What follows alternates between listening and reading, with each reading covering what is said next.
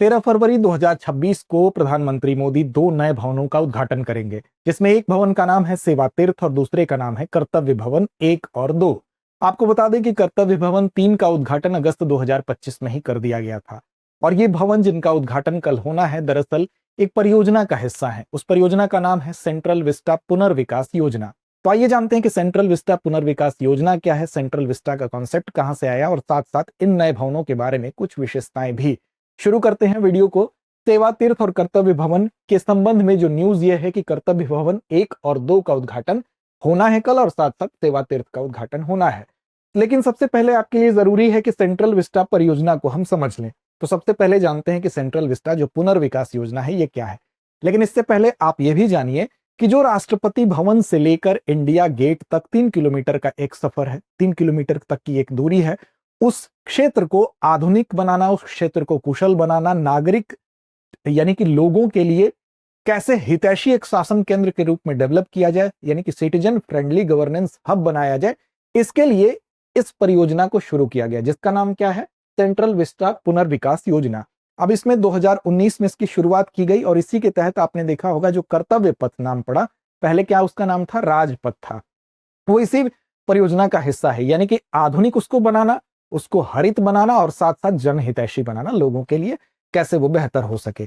आवास और शहरी मामलों के मंत्रालय के अंतर्गत CPWD यानी कि केंद्रीय जो लोक कल्याण विभाग है उसको इसकी जिम्मेदारी सौंपी गई और साथ साथ 13,450 करोड़ रुपए के लमसम ये बजट इसके लिए निर्धारित हुआ। वर्ष 2026 के अंत तक जाते जाते इस परियोजना के पूरी होने की संभावना है।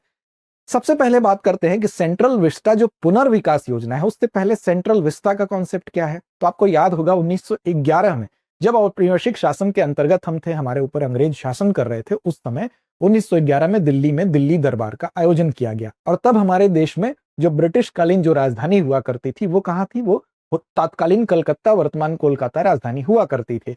और उसी दिल्ली दरबार में यह घोषणा की गई कि अब राजधानी जो है वो कलकत्ता ना होकर अब कहाँ होगी, दिल्ली होगी। तो जब दिल्ली में राजधानी होगी तो उसके लिए राजधानी में कुछ प्रशासनिक भवनों की जरूरत होगी। वो प्रशासनिक भवन संसद भवन होगा, वो प्रशासनिक भवन राष्ट्रपति भवन होगा, वो भवन नॉर्थ और साउथ ब्लॉक होगा। इन भवनों का निर्माण कब से कब शुरू हुआ, तो 1912 से इसका निर्माण शुरू हुआ और 1931 तक जाते जाते इनका निर्माण पूरा हुआ। और ये निर्माण जब होगा तो इस निर्माण के लिए किसी न किसी डिजाइन की जरूरत होगी।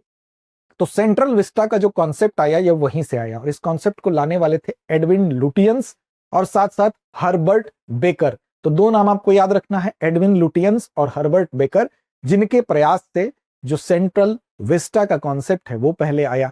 अब उन लोगों ने ही इसको डिजाइन किया और उसी के बाद जो संसद भवन हमारी आजादी के बाद भी चला आ रहा था, राष्ट्रपति भवन और नॉर्थ और साउथ ब्लॉक, ये सभी उसी समय बनाए गए थे। 1947 में जब हमारा देश आजाद होता है तो लोकतंत्र के शासन का जो गढ़ बनता है, जो सेंटर बनता है, जो केंद्र बनता है, वो यही जगह बनती है। अब समय बीतता गया, समय के साथ साथ आजादी को हमको बहुत साल बीतते गए तो ये भवन भी धीरे धीरे जर्जर होते गए। इन भवनों की इमारतें कमजोर होती गई, जर्जर कहना तो ठीक नहीं है लेकिन इमारतें कमजोर होती गई, साथ साथ जगह की कमी महसूस होने लगी और साथ साथ जो पुरानी सुविधाएं थी उनको अत्याधुनिक करने की आवश्यकता महसूस होने लगी। अब ऐसे में सेंट्रल विस्टा पुनर्विकास योजना की जरूरत पड़ती है और 2019 में ये शुरू भी होता है और इसी के तहत कर्तव्य पथ जो है वो बनता है। अब इस योजना के अंतर्गत कई चीजें थी, इसके कई घटक थे। इस योजना में क्या क्या घटक हैं, तो यहाँ पर आपको वो घटक दिखाई दे रहे हैं। इस योजना में जो नया संसद भवन हमारा बना वो इसी पुनर्विकास योजना का, सेंट्रल विस्टा पुनर्विकास योजना का हिस्सा है, जो कि जिसका उद्घाटन 28 मई 2023 को ही कर दिया गया था। कर्तव्य पथ जो पहले राजपथ था वो भी इसी का हिस्सा है। राष्ट्रपति भवन से लेकर इंडिया गेट तक के 3 किलोमीटर के क्षेत्र को कैसा बनाना, तो इस क्षेत्र को बेहतर बनाना, आधुनिक बनाना, हरित बनाना और जनहितैषी बनाना। इसके अलावा कॉमन सेंट्रल सेक्रेटरिएट यानी कि एक ऐसा कॉम्प्लेक्स होगा जो कॉमन सेंट्रल सेक्रेटरिएट का मतलब कि जितने भी सेंट्रल सेक्रेटरिएट के जो मंत्रालय हैं वो यहां पर होंगे, जिसको कर्तव्य भवन के रूप में जाना जाएगा। अब इसी कर्तव्य भवन में कई भवन होंगे, कई कॉम्प्लेक्स होंगे। उनमें से कॉम्प्लेक्स 3 का उद्घाटन पहले हो चुका था, कॉम्प्लेक्स 1 और 2 का उद्घाटन 13 फरवरी को होना है।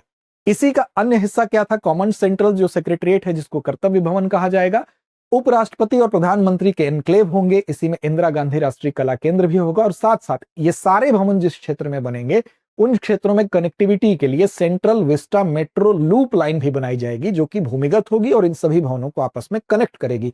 तो बेसिकली सेंट्रल विस्टा पुनर्विकास योजना के एक प्रमुख घटकों में नया संसद भवन जो बन गया, कर्तव्य पथ भी बन गया, सामान्य केंद्रीय सचिवालय जिसको कर्तव्य भवन हम कह रहे हैं, इसमें जो भवन नंबर 3 था उसका उद्घाटन अगस्त 2025 में हो चुका है। 1 और 2 का उद्घाटन 13 फरवरी 26 को होना है।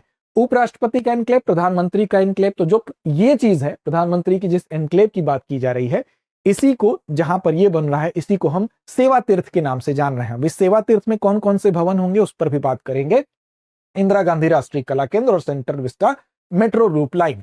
तो अब बेसिकली बात करते हैं उन दो भवनों की जिसका उद्घाटन 13 फरवरी को होना है। अब यहां पर देखिए, यहां पर उद्घाटन बेसिकली होना है इस भवन का और साथ साथ इस भवन का। अब ये भवन क्या है, तो यही है आपका सेवा तीर्थ। सेवा तीर्थ क्या है, तो बेसिकली सेवा तीर्थ 2.26 लाख वर्ग फीट में फैला हुआ है और यहां पर 3 मुख्य भवन है जो आपको याद रखना है। पहला भवन प्रधानमंत्री कार्यालय यानी कि पीएमओ। पीएमओ वर्तमान में कहां पर है, तो पीएमओ साउथ ब्लॉक में है। अब साउथ ब्लॉक से ये कहां पर आ जाएगा, तो सेवा तीर्थ में आ जाएगा। दूसरा भवन आपका राष्ट्रीय सुरक्षा परिषद सचिवालय, जहां पर राष्ट्रीय सुरक्षा सलाहकार भी बैठेंगे। और तीसरा भवन आपका होगा कैबिनेट सचिवालय। तो ये 3 महत्वपूर्ण भवन कहां पर आ जाएंगे, सेवा तीर्थ में आ जाएंगे। अभी इस सेवा तीर्थ में जब आ जाएंगे और साउथ ब्लॉक में अन्य जो चीजें हैं वो भी वहां से चली जाएंगी तो साउथ ब्लॉक खाली हो जाएगा। वहां पर क्या होगा उसके बारे में भी बताएंगे, लेकिन पहले कर्तव्य भवन के बारे में जान लीजिए। कर्तव्य भवन की बात करेंगे तो सबसे पहले यहां पर देखिए, कर्तव्य भवन दरअसल ये जो अलग अलग कॉम्प्लेक्स आपको दिखाई दे रहे हैं, ऐसे ही यहां पर 10 कॉम्प्लेक्स बनाए जाने की योजना है।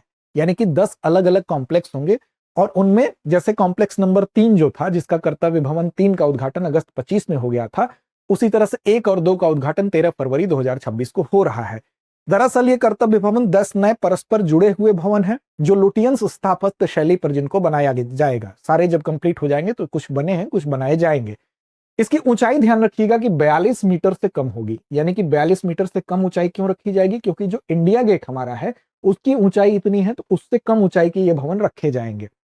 साथ साथ आपको बता दें कि यहां पर 1 और 2 का उद्घाटन जो होना है वहां पर कौन कौन से विभाग जाएंगे, तो वहां पर वित्त, रक्षा, स्वास्थ्य और परिवार कल्याण और शिक्षा, ये सारे विभाग वहां पर जाएंगे। जो 3 नंबर का कॉम्प्लेक्स था वहां पर विदेश विभाग, याद रखिएगा।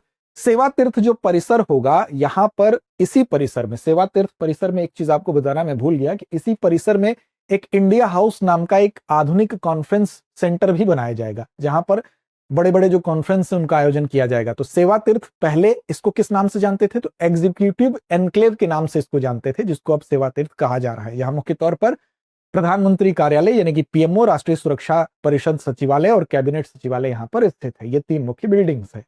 अब देखिए, यहां पर वर्तमान में पीएमओ साउथ ब्लॉक में है, वो जब सेवा तीर्थ में शिफ्ट हो जाएगा और नॉर्थ ब्लॉक की अगर बात करें तो वित्त और गृह मंत्रालय नॉर्थ ब्लॉक में है, वो चले जाएंगे कर्तव्य भवन में। तो इस तरह से जो आपका ये पूरा जो ब्लॉक खाली होगा, तो यहां पर क्या किया जाएगा, तो यहां पर एक राष्ट्रीय संग्रहालय बनाने की योजना है। यानी कि उसका नाम क्या होगा, युगे युगीन भारतीय राष्ट्रीय संग्रहालय। तो वहां पर युगे युगीन राष्ट्रीय भारतीय संग्रहालय भी बनेगा, ये आपको याद रखना है।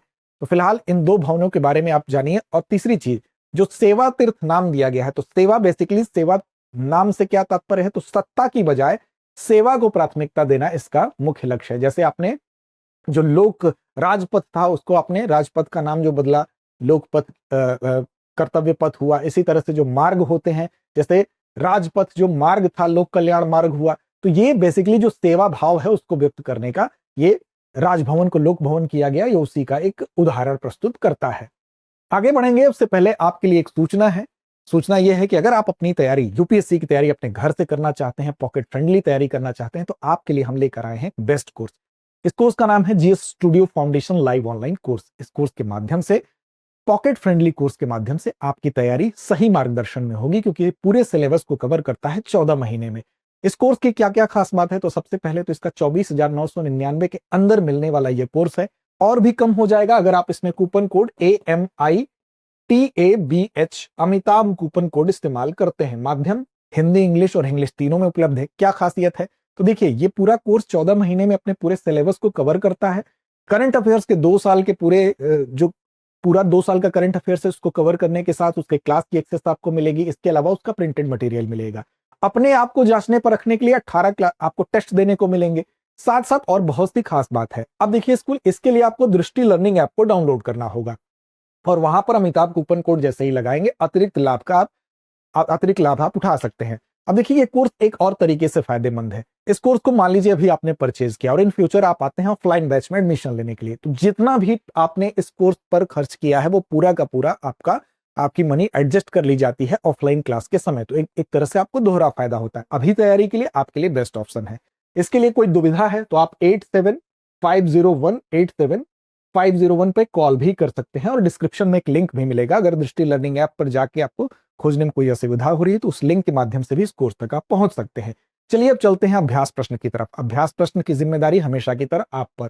सेवा तीर्थ परिसर में निम्नलिखित में से कौन सा कार्यालय स्थित होगा? विकल्प आपके सामने है, प्रधानमंत्री कार्यालय यानी पीएमओ। विकल्प बी है राष्ट्रीय सुरक्षा परिषद सचिवालय। विकल्प सी है कैबिनेट सचिवालय। विकल्प डी है उपरोक्त सभी। तो इस प्रश्न का जवाब दीजिए। चैनल को सब्सक्राइब नहीं किया तो कर लीजिए, क्योंकि आपका सब्सक्रिप्शन हमें और बेहतर करने की प्रेरणा देता है। साथ साथ टेलीग्राम चैनल पर भी फॉलो कर लीजिए। दृष्टि आईएएस यूट्यूब नाम से उपलब्ध है, जहां इस कार्यक्रम की लिंक आपको मिलेगी। तो लड़ते रहिए, अपने लक्ष्य की ओर बढ़ते रहिए। अब एग्जाम की तैयारी को और बेहतर करने के लिए हमारे चैनल को लाइक, शेयर और सब्सक्राइब करना ना भूलें।